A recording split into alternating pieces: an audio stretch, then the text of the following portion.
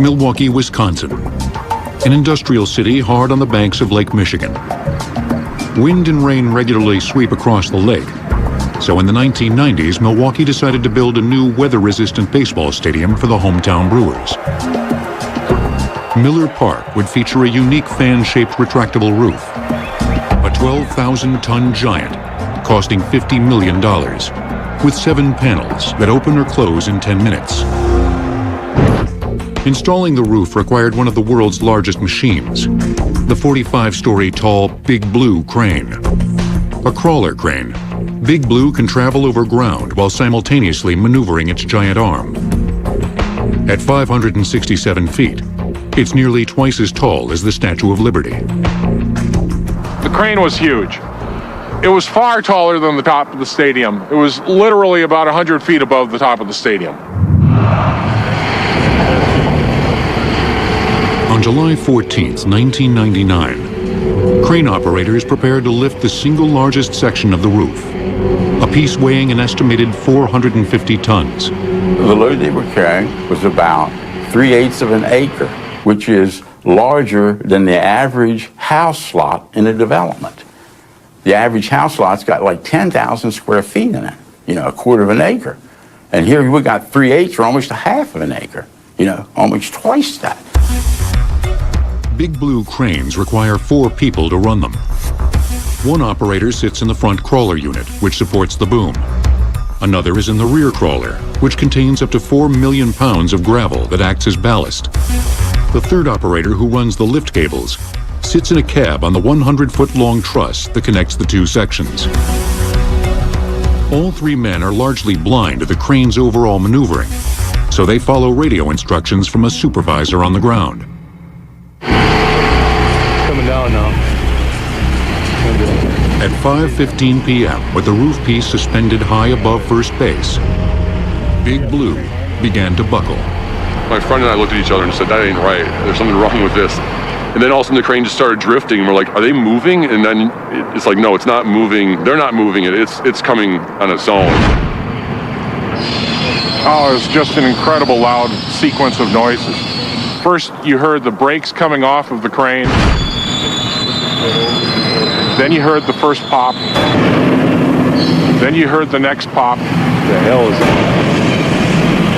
What's going on here? And then you heard a cacophony of sounds where everything is coming down. Okay, watch it, watch it!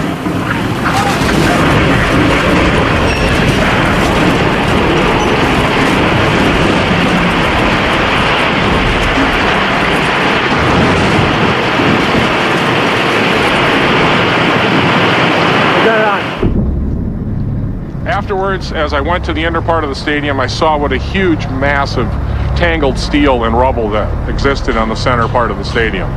We had hundreds of tons of steel intermingled into the world's largest pickup sticks pile I have ever seen. Amid the rubble lay the greatest cost of the disaster. Chunks of concrete roof debris had struck a basket containing 3 steelworkers, sending them plummeting 300 feet to their deaths. There were 3 people sitting near home plate, down near home plate. And that's has one hell of an impact on people. I still don't go to ball games because if I look at home plate, I'll think of it. So I don't think I'll ever see a Miller Park ball game.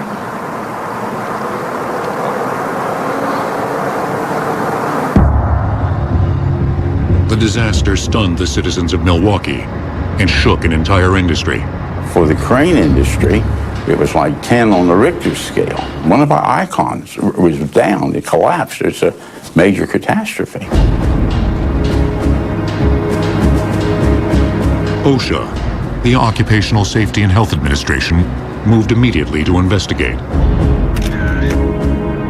Still photos from the scene showed the stadium flag in full flourish, an early sign that high winds had played the decisive role. The wind was estimated at 10 to 20 miles per hour at ground level, and even gustier where the load had dangled from Big Blue. And since it's so close to the edge of the stadium, you're getting a rolling effect from these winds and increasing the velocity. I mean, you're talking about this is like 190, 200 feet in the air where the wind is coming over the stadium. So it's coming against the stadium, rolling up over it, and blowing against the loads. The heavier the load, the lower the acceptable wind speed. But OSHA determined that crane operators, rushing to keep on schedule, had negligently failed to take any wind measurements. Winds over 10 miles per hour should have postponed the lift. Instead, the crew went forward, with gusts exceeding 30 miles per hour. The load had swayed so severely that a foot-thick kingpin bolt securing the crane's base had nearly sheared off,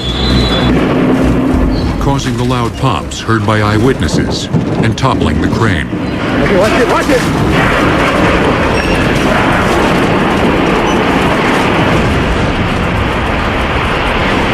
When you're talking Big Blue, you're talking about a big team of people working on this thing. You're talking about very sophisticated construction workers that are used to doing really heavy construction. To see a crew of 4 separate operators agree to do that lift under those conditions amazed me. It just shouldn't happen.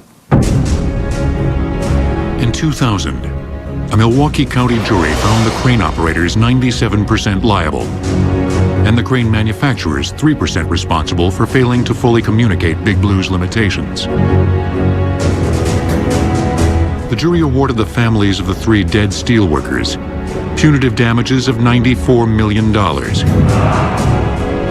As a result of the accident, OSHA issued new directives governing the training of heavy construction workers. Since then, there have been serious reform. They're teaching the operators more engineering. You have to check and you have to check and you have to check. And your life depends on it. And your co-workers' lives depend on it. At Miller Park, a statue of the 3 victims stands as a memorial to them and a warning to those who would succumb to the pressures of time and money. Some people will make a decision based on money rather than doing it safely. I've done enough inspections in my career to see that happen several times. So taking a shortcut here to save a buck sometimes can cost a fortune.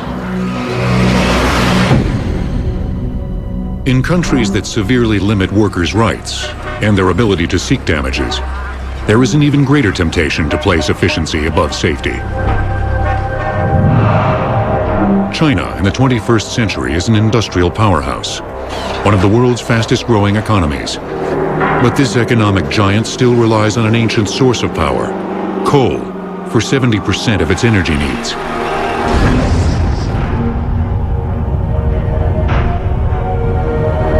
On February 16, 2005, a methane explosion tore through the Sunjiawan coal mine in northeastern China, killing 214 miners.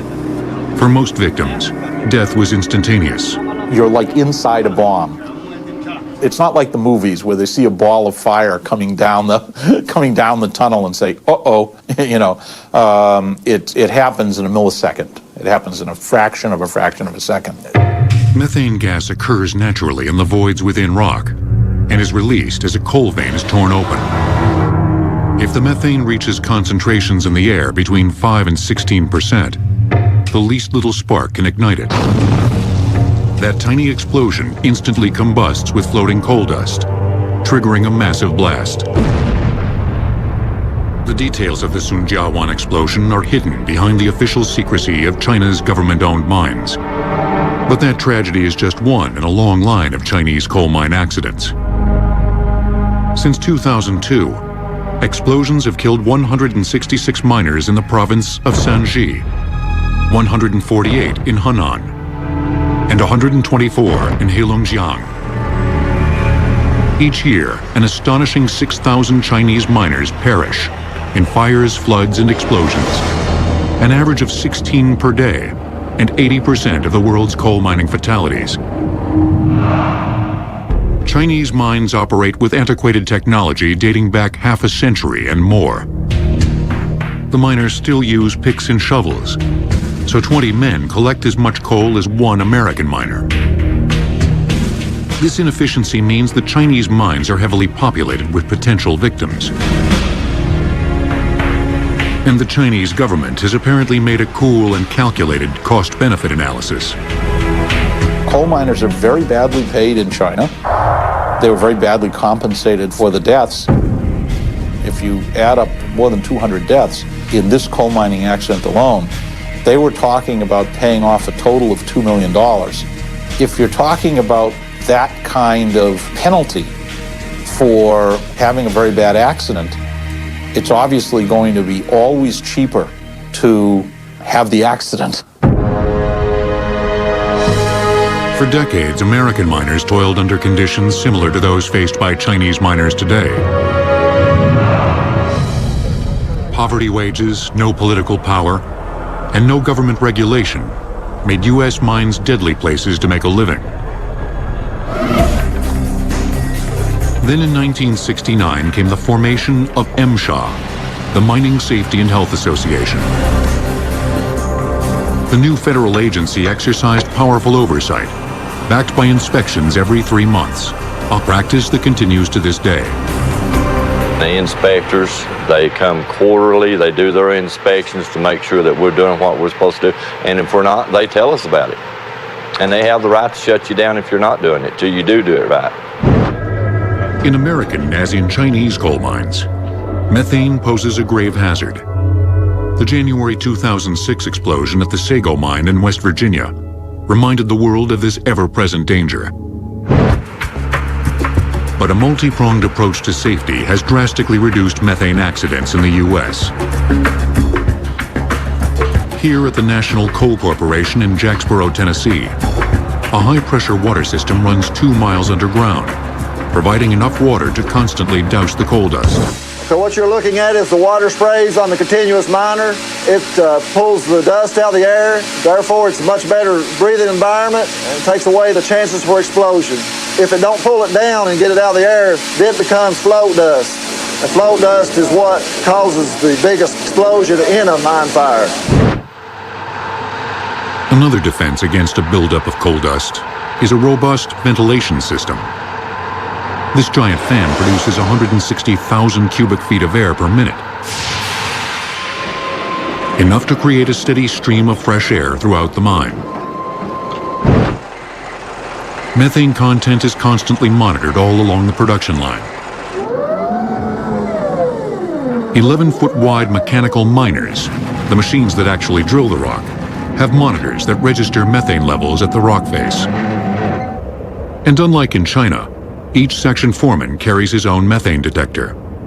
You carry these with you at all times. They got to be somebody on the section at all times with one of these. Or you have to check every place every 20 minutes.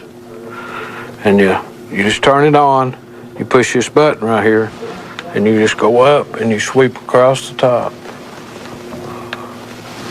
And then you turn loose your button, and if you have any methane, it'll show up on this reading right here. Both explosions and the sheer weight of the earth can trigger cave-ins. To maintain the mine shaft's structural integrity, 4-foot deep sealing bolts are drilled every 4 feet. Once a hole is made, long sticks of glue in plastic bags are inserted, followed by steel bolts that are spun into place for 8 seconds. The glue spreads into tiny fissures in the surrounding rock, creating an ultra-hard resin. Together, the steel and the resin form a support structure as strong as a concrete beam. As a final safeguard, American miners are required by law to carry a self-rescuer. This is a CSC self-rescuer that all the men carry. It has an apparatus tube that goes in your mouth. It also has goggles and a nose clip. There's a pin you pull. You strap this thing to your chest after everything's been put on your face, and it gives you 1 hour of oxygen so you can escape the mines. Despite all the precautions, coal mining remains a very dangerous business. In recent years, new high-tech solutions have helped the search for miners trapped underground. Seismic location systems, sensitive enough to detect man-made vibrations. Remote-controlled robots who can venture where humans cannot. and send back information via fiber optic cable. And heat signature sensors that seek out the living. But Chinese coal mines have yet to employ even 1970s-era technology, much less more recent advances. In 2002, Beijing announced the country's first mine safety laws and promised nationwide inspection of coal mines. But most observers feel that words have yet to be followed by deeds. And the government keeps saying, well, it's going to do something about it. It's going to set rules, going to set rules, going to set rules, going to set rules. But nothing happens. The problem remains, and people die.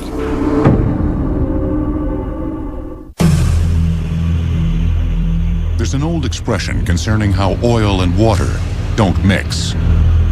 On one winter afternoon in 1963, residents of Los Angeles found that old expression acquired new meaning. On that day, oil wells played a surprising part in an engineering failure involving oil exploration, earthquake fault lines, and a giant public works project with a tiny hidden flaw. A flaw that forced a crack in a reservoir to become a crevasse and unleash the fury of millions of gallons of water. And right here now, as we come up over the Baldwin Hills Reservoir, you can see the water. It's unbelievable as this water and mud rushes down Cloverdale, engulfing everything in its path. In 1951, when it was built in Los Angeles, the Baldwin Hills Dam was hailed as a $10 million state-of-the-art engineering masterwork. It was a 19-acre reservoir that supplied drinking water for tens of thousands of residents. The dam's hidden flaws became apparent at 3:38 p.m. on December 14th, 1963. We can see the main break in the reservoir itself. At that hour, the lining, a thin asphalt barrier that separated the bottom of the reservoir from the earth below, cracked apart. The designers relied far too much on the quarter-inch fiber-reinforced asphalt layer at the base of the liner system. You have to understand that it was assumed in the design, and it was absolutely essential to the stability of the reservoir that no water get into the foundation. Water in the foundation caused the bottom of the dam to erode away, and authorities were concerned that the compromised reservoir would flood a nearby residential neighborhood. As police were called in to evacuate the area, word got out there was trouble at the dam. I remember it being a Saturday morning. I was in my room. I was 17 years old, and I remember hearing a news report on the television in the living room that there was a problem with the Baldwin Hills Dam. Richard Levine was a student photographer about to document his first big story. Grabbing his camera and a few rolls of film, he raced to the scene. When I got down there, it was absolutely amazing. It was the most chilling sight I'd ever seen. I mean, to this day, I still think about it, and chills go down my spine. To the horror of the city workers gathered at the site, in about an hour, the rushing water eroded the dam's concrete abutment from below, turning a pencil-thin crack into a 75-foot wide gash. When the abutment crumbled, 292 million gallons of water surged out of the reservoir. A large chunk of the inner cement here in the... This water was tumbling and rushing and boiling, and it was just washing homes out. There's a picture. You can see those automobiles literally being pushed back, then went over the top. It reminded me of the Great Gorge of the Colorado River. And I shot until I eventually ran out of film.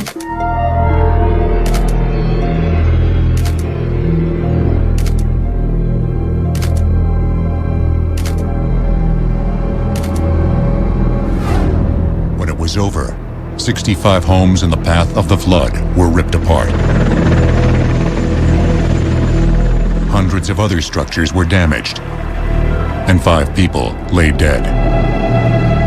I hadn't even seen the worst part because I was up at the top of the dam when it washed out those homes. They were just gone. There were just foundations left. It just wiped them out. City workers drained the rest of the water from the dam, and homeowners were left to sort through the wreckage.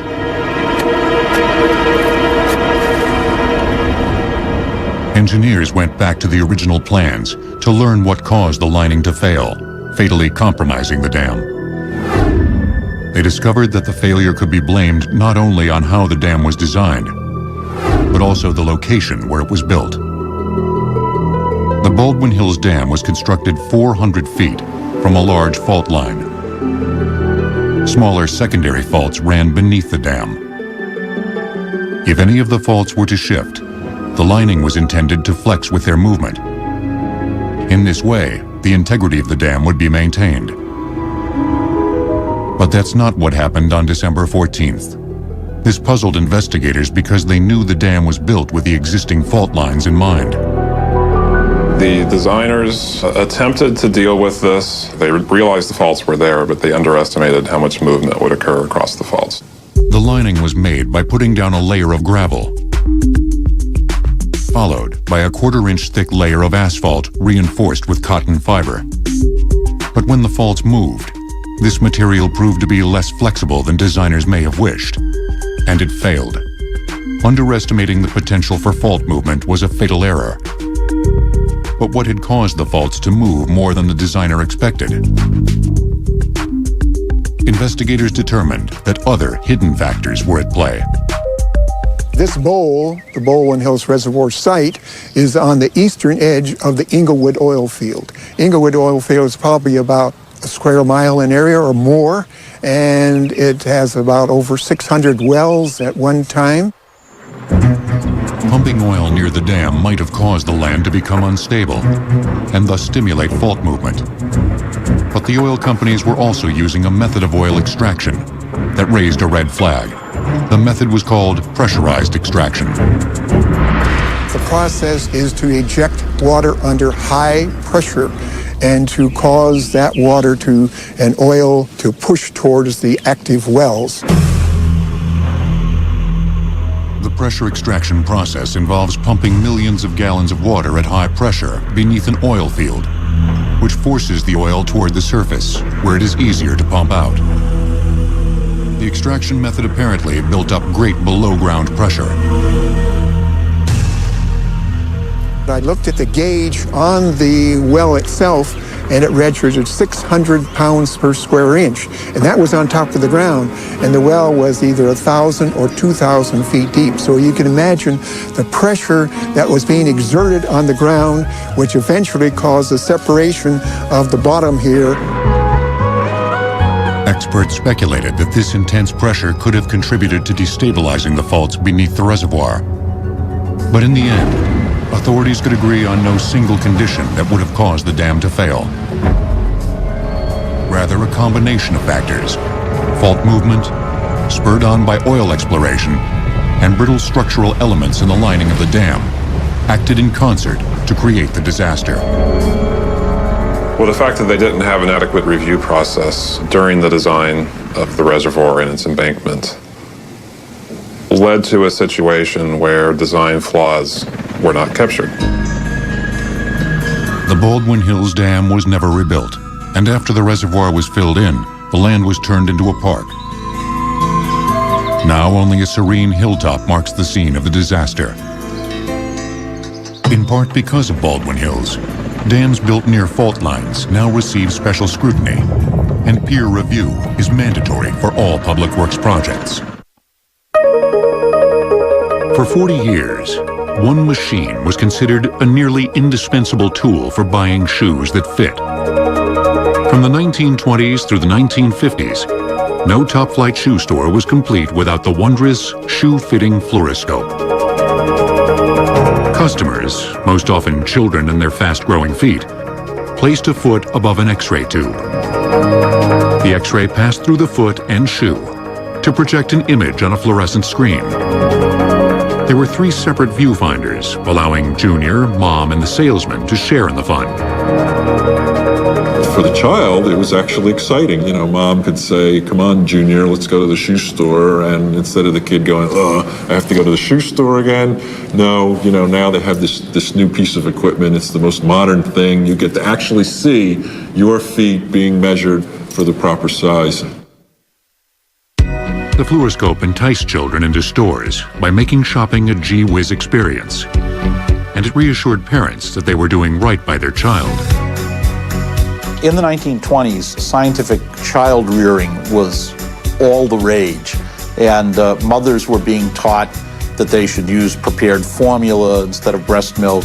Using perfectly scientifically fit shoes fit with this very, very well. In 1950, there were 10,000 shoe-fitting fluoroscopes across America. But by 1960, the devices had all but vanished, unmasked as major health hazards. The machines emitted radiation doses of 20 to 75 rems per minute. In 2005, the maximum legal dose for workers in nuclear power plants was 5 rems per year. In 1895, German scientist Wilhelm Conrad Röntgen discovered a new form of energy he named the X-ray.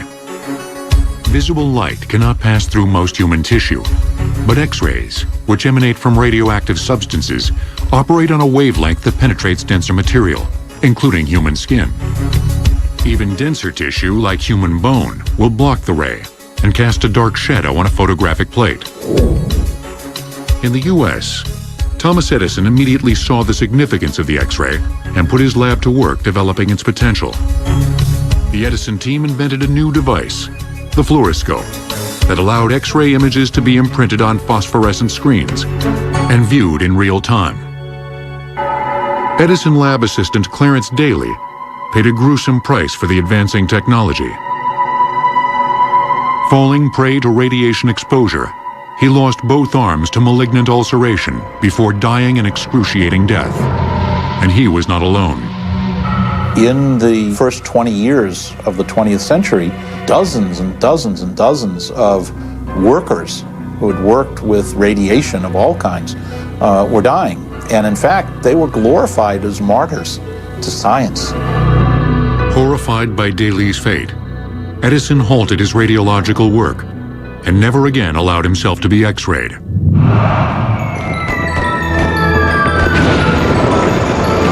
But during World War I, a Boston doctor realized he could see more patients by using Edison's fluoroscope to examine veterans' feet without removing their boots.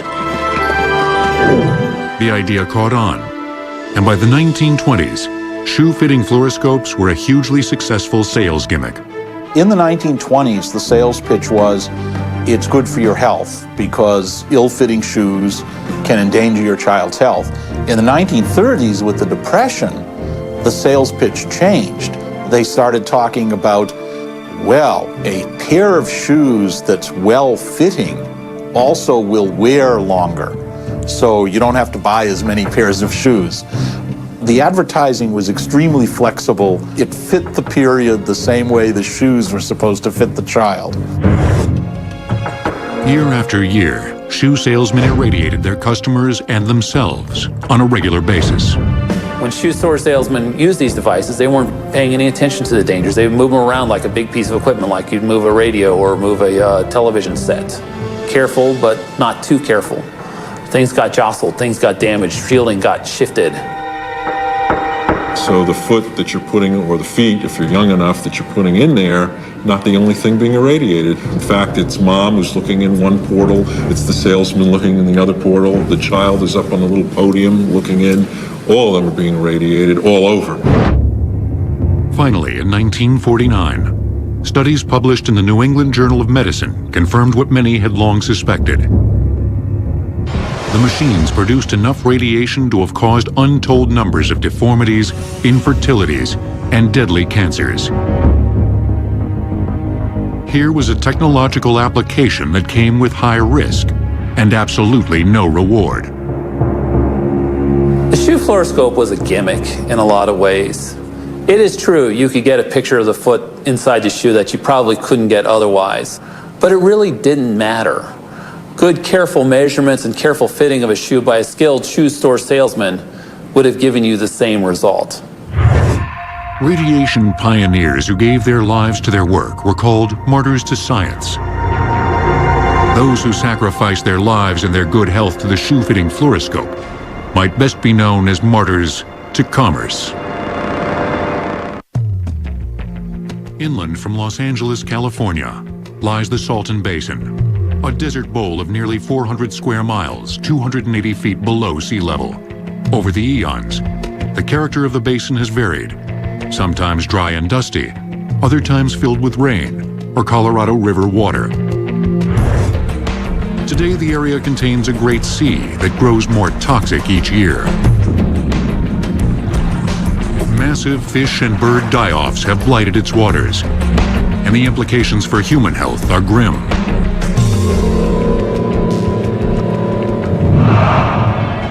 As the 20th century dawned, the basin was bone dry. But the privately owned Imperial Land Company was eager to develop towns and sell land. In 1905, the company dug an irrigation canal to divert Colorado River water to surrounding farmland.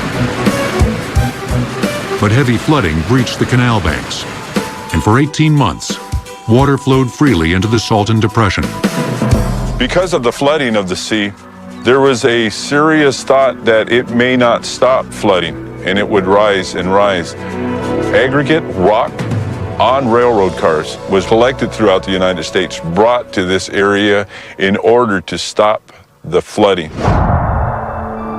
By the time the breach was finally repaired, a vast inland oasis had formed, the present-day Salton Sea.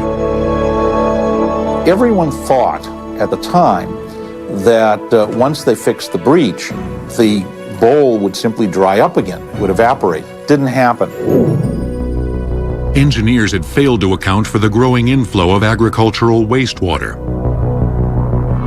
In 1924, the federal government designated the Salton Sea a permanent farm drainage reservoir. California's Imperial Valley would help feed the world, and its watery residue would maintain the sea. After World War II, you have a bunch of things happen that are all trends in the wrong direction. First of all, more agriculture, more water use, more agricultural chemicals being used. They go way beyond what's natural. You have DDT, you have defoliants, you have other persistent pesticides, pesticides that once they're let loose in nature, they don't go away. They just exist.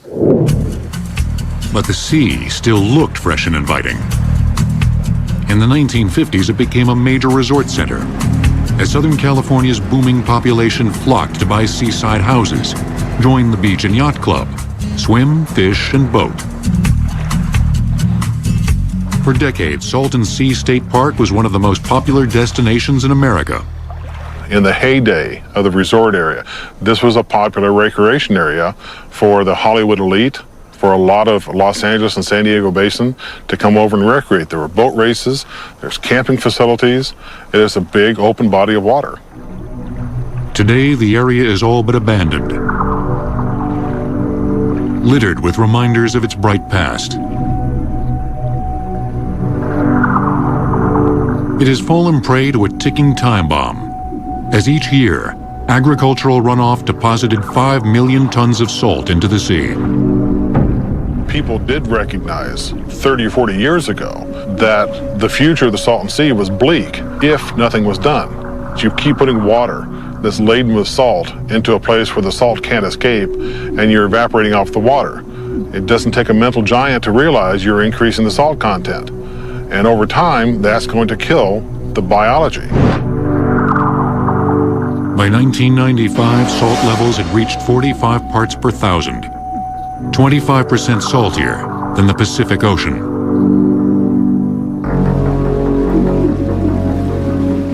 As its ecology grew unstable, the area was bedeviled by a series of massive bird and fish die-offs. In 1996, Type C avian botulism killed thousands of white and brown pelicans. The exact cause of the outbreak remains unknown, although it was apparently not connected to the water's rising salinity. The Salton Sea is a highly complex ecosystem, and it still supports hundreds of species. As other wetlands deteriorate or disappear, birds from near and far rely on the sea for their very life.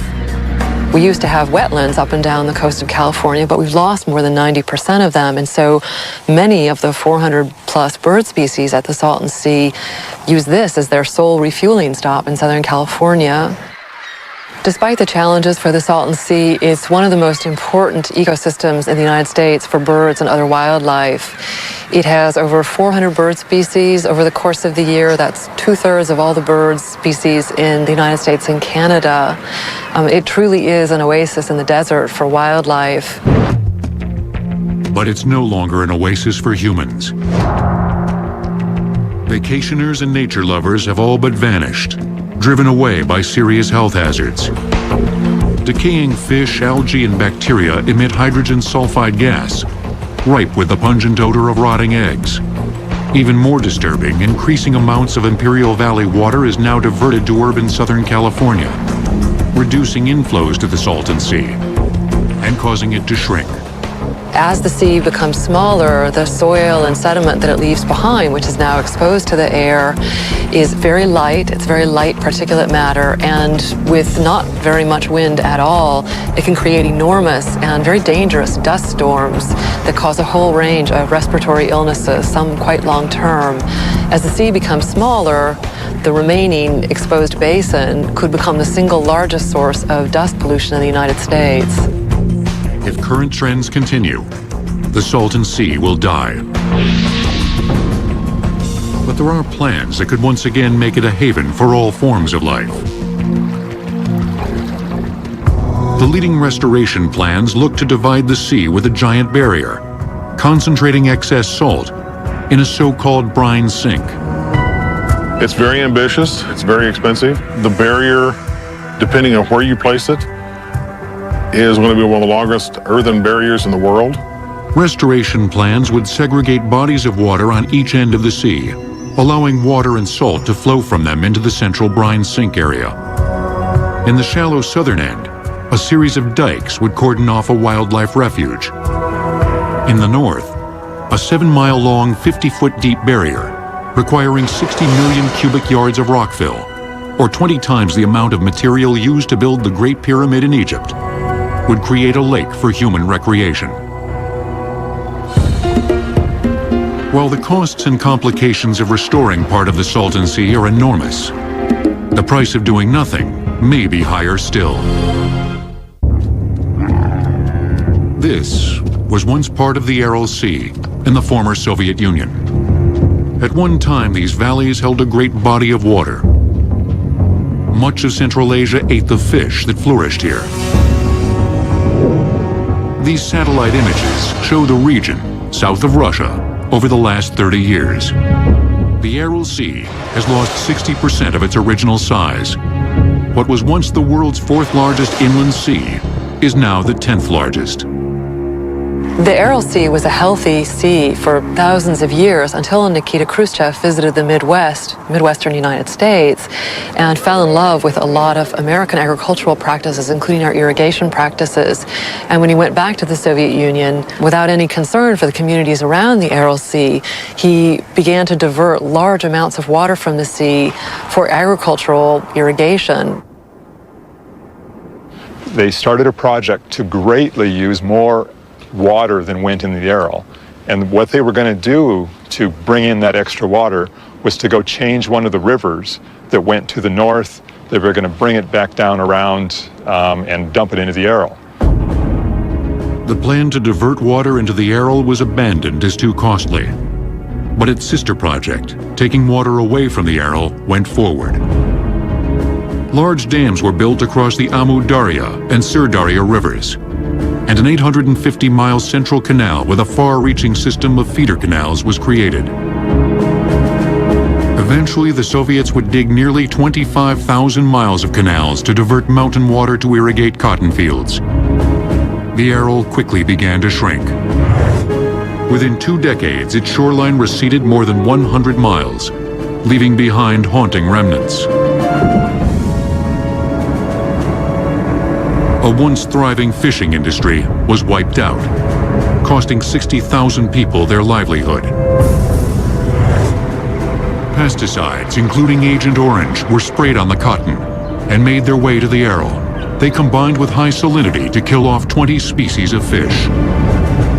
The two biggest problems at the Aral Sea are air pollution and water quality. Thousands of people still depend on the Aral Sea for the fish that it provides, but the water quality has become heavily contaminated and is growing worse over time. And so the cancer rates from both the air and water pollution at the Aral Sea are enormous. Almost everybody there drinks tea, and they're using the water that is high salinity. Even the children drink tea. And so what that does inside kids especially is it develops gallstones and others, they call them Stone's disease. But with the quality of the water is so poor that what you're doing is you're basically killing your kids. Even though the tragic scale of the disaster has long been apparent, no one in a position of power has intervened to help the primary victims, the Karakapak people. The value system there was produce cotton. If it hurts the people, they're just Karakapaks. You know, it's like, so what's the big deal? Those are people that in the U.S. you might look at it like an Indian reservation.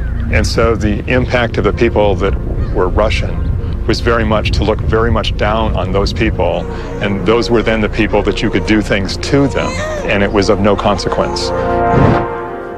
Today, nearly 40 million people grow their crops with the water that used to flow to the Aral. No one proposes that the sea should or could be restored. For the Karakapak fishermen forced to turn to agriculture, the best hope is to learn modern, efficient, and safe methods of farming. Ironically, help may come from farmers at the Salton Sea. What pesticides do you use? When do you pick? How do you get rid of bugs? Those are not part of the knowledge base of what's in Central Asia. And that's profoundly something that people here could take answers from the Salton Sea, and they could convey them to people there. Western farmers possess the knowledge of modern farming techniques so desperately needed by people at the Aral Sea. But as the Karakapaks have learned so well, Western technologies must be adopted with caution. I think the big lesson of the Aral Sea is you have to be very careful when you try to re-engineer what nature has created. There's a lot that scientists still don't understand, and we're learning over time, but we take great risk when we try to change the course of a river, as we did here at the Salton Sea, or we drain an enormous body of water, as we have at the Aral Sea. At both the Salton and Aral Seas, for generations to come, millions of people will live and die with the profound consequences of drastically altering nature's design.